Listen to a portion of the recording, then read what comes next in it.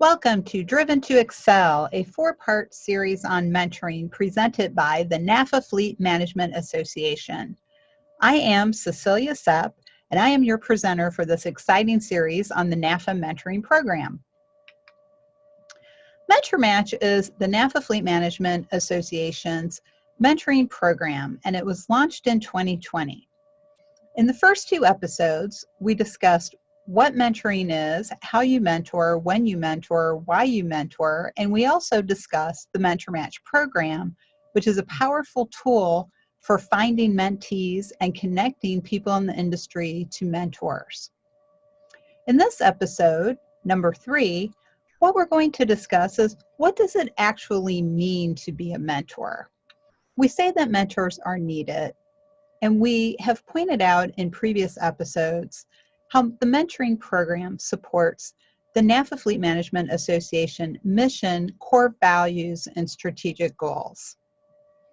But as we all know, associations are made up of individuals, and the association's success depends on the commitment and time that can be contributed by people within the association community.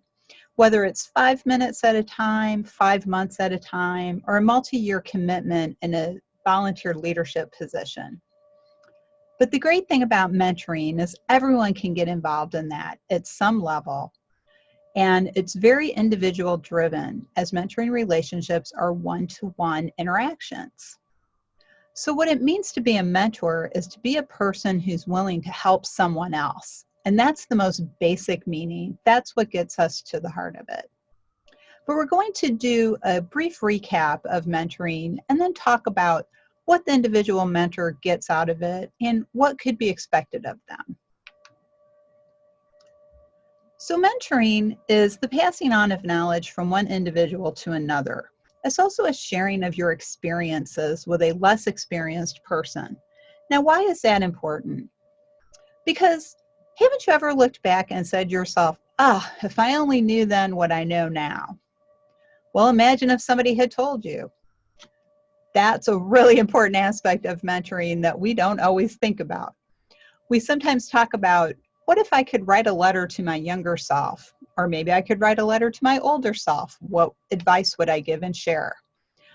Well, there's a lot of what's behind successful mentoring. It's figuring out what you have done in the past that you could have done better or maybe done differently and maybe gotten to your goal a little quicker or maybe had a little more successful outcome. So imagine your younger self earlier in your career, and what if you had somebody to ask those kind of questions? And maybe you did, and maybe that's why you're interested in mentoring now. But that is the most important part of it, and that really gets to the heart of it. You pass on what you already know to somebody else. And that doesn't mean that you have to be older than that person necessarily. You could just be someone who's been in the profession longer or in the industry longer, or maybe you've done a certain thing a longer time than someone else has, and you can help them by sharing what you've learned. By sharing your information, knowledge, and experience with other people, all that does is help your information, knowledge, and experience grow. Because by sharing that with other people, you learn, you see what you know in a little different perspective and light, and those people might be able to help you by saying, I see another way to apply this expertise that you've just shared with me. So in a lot of ways, everybody benefits from the learning, even the person passing it on, because you're going to see it with fresh eyes. Because whenever you mentor someone and you share what you know, that's what happens. You see it through fresh eyes. And who does it help? I think this is another important thing to recap from episode 1. Everyone in the profession is going to benefit if they're participating in a mentoring relationship or not. And that's because the information is getting put out there and it's getting shared and passed around, and that makes everybody in the profession better at what they do and also encourages them to be curious and ask questions. It makes your profession or industry better now and in the future, because everything you know, if you pass that on to someone else, that's going to go forward into the future. And you're going to continue contributing to your profession or industry, no matter how many years you work or when you retire. When you're sitting on a beach relaxing, your information and knowledge is going to be helping someone else. So keep that in mind, because your knowledge is going to live on in future fleet management professionals. And I think that is really exciting to think about. You can build a lifelong friendship with somebody that you meet through a mentoring relationship. I am also a mentor, and I mentor several people, and I've become good friends with several of them and anticipate continuing that friendship into the future. And the most important thing from my mentoring experience I can share is that as a mentor, you do learn from your mentee. I've learned a lot from working with my mentees because they know things I don't know. And so in that ongoing exchange of knowledge and information and experience, we're helping each other be better at what we do and just kind of be better people too, because the more you know, the more you can challenge yourself and the more you can grow. So how do you mentor? I think it's another important thing to recap from a previous episode. There's no right way or best way. There's only your own unique way. And that's really important to keep in mind. Don't necessarily benchmark yourself or think you can rate your performance against someone else. You're going to have your own style. You're going to find a different relationship with your mentee than maybe somebody else would, and you're going to connect in different ways. You're going to have different areas of interest that you share, and they're going to have different things they want to learn from you. They may find another mentor to help them with another area. So every relationship in mentoring is unique. And so that's another fun part of it that you get out of it. Of what does it mean to be a mentor? It means you get to create these unique new relationships with people, or maybe get to know somebody in a different way. Maybe it's somebody you've been working with for a few years and they ask you to be their mentor. That's going to give you a different viewpoint of that person. You're going to learn a little bit more about them, and you're going to see what they see and learn about their goals and maybe some things that they're afraid of. And so you want to ask a lot of questions, but you mostly want to listen. And when you listen, please respect the confidentiality of the relationship. A mentee is trusting you with things that they might not tell someone else. So keep that in mind. If you're a fan of the old spy show, Get Smart, there's a cone of silence in that show when they're talking about secret things. And so kind of keep that mentoring cone of silence too. And you have every right to respect your mentees to do the same when you tell them things. Because in order to gain trust, we all have to be vulnerable and we all have to be open. So have the confidentiality conversation too. Because to be a mentor means that you're going to share too, but that also means you get the same respect and courtesy and confidentiality that your mentee will get. And again, you can use the Mentor Match service tool that's available at the NAFA.org website in the online community section. Well, now we've done our recap, and I've given you some examples of my own experience and talked about some of those deeper, less tangible aspects of mentoring. But what does it really mean to be a mentor? It means you agree to be there for someone. And I can't emphasize that enough. If you agree to be someone's mentor, you need to show up. And as Yogi Berra, the great baseball player, said, 90% of life is showing up. So be there for someone. You're making a commitment to be in a relationship to help someone else develop, to help them explore where they might want to go in their career, or maybe they want to change careers. You may help somebody in that way as a mentor. So those are important things to keep in mind, but you have to show up. So to be a mentor is to show up and be there. To be a mentor means you're going to offer support when it's needed. There's going to be times when your mentee has a setback, or they have a problem at work that they can't see a solution to, or maybe they're having a difficult relationship with a supervisor or a coworker. They're going to need your help. Mostly they're going to need your support. I know a lot of us, and I'm one of those us, like to try to solve problems for people when they come to us and they say, I'm having this issue and I don't know what to do. We try to problem solve. And I always have to remind myself, take a step back and just listen and offer support. Don't necessarily problem solve at the beginning. Let your mentee talk it out with you. Let them know that maybe they're being a little too hard on themselves, or maybe they're seeing things through a dark glass, or maybe it's not as bad as they think it is. Maybe you coach them a little bit in how to have a tough conversation. Maybe you recommend a book they could look at or an article they could read to help them come to the conclusion they need to come to. So being a mentor is being there and offering support when it's needed. And sometimes you have to watch your mentee fail, and that's okay because you're going to be there to support them. Being a mentor means providing direction and maybe giving some training to someone. Now, we've emphasized in episode 1 that there is a difference between mentoring and coaching, but there's a coaching aspect to being a mentor. You sometimes will give a little rah-rah pep talk to somebody. Maybe they're going on a job interview or they're going to go in and make a pitch for a new idea to their boss. And so that's a little bit of coaching. But a lot of mentoring is just helping people find that direction. Maybe you kind of point them in a certain path, and that gets them where they need to go.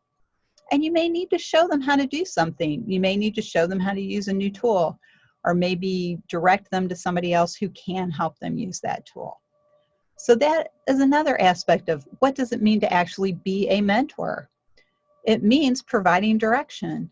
So to be a mentor means you show up, you provide support, and you provide direction as needed. Some people don't need you to point them in a certain direction. Some people need a lot of pointing. You'll get to know that depending on who your mentees are. But that's an important aspect as well. And you may do some training again. You may give them some management training or some leadership training based on your own experience. That's a big part of being a mentor too, is helping people figure out which way they want to go. And a lot of that comes from listening and making sure that you understand what it is they're asking you. It's guiding someone towards their goal.